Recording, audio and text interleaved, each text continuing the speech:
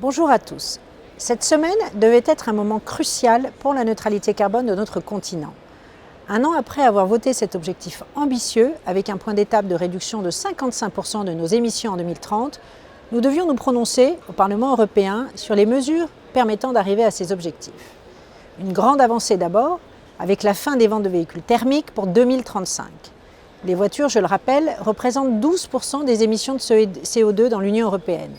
Avec mon groupe politique, nous proposions une réduction de 90% et non de 100% de véhicules zéro émission et donc une marge de 10% pour les constructeurs afin de tenir compte de la réalité du monde automobile et des innovations qu'il nous réserve.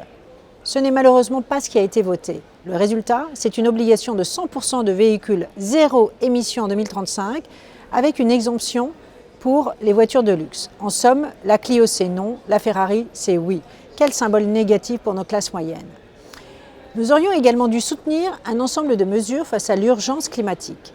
Réforme du marché du carbone, taxe carbone aux frontières, fonds social pour le climat, afin d'aider les plus vulnérables dans cette transition d'une ampleur considérable. Seulement voilà, la gauche aura décidé que lorsque l'histoire frappe à notre porte, nous devions la lui claquer au nez.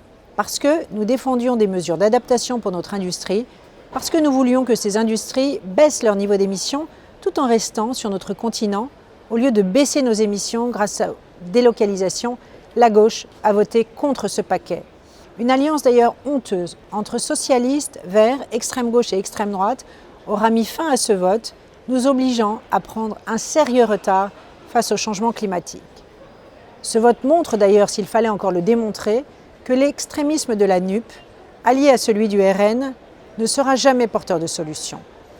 La partie n'est certes pas perdue puisque tous ces textes devront être renégociés en commission avant de revenir en plénière avec, je l'espère, une majorité qui se dégagera en faveur.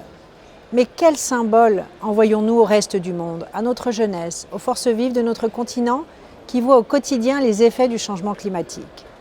Pour renverser cela et faire de l'Union européenne le premier continent neutre en carbone en 2050, vous pouvez évidemment compter sur mon engagement en commission environnement. Avec le PPE, je me battrai pour que ces réformes puissent voir le jour et notamment pour que le mécanisme d'ajustement carbone aux frontières devienne enfin réalité. Nous y arriverons. À bientôt.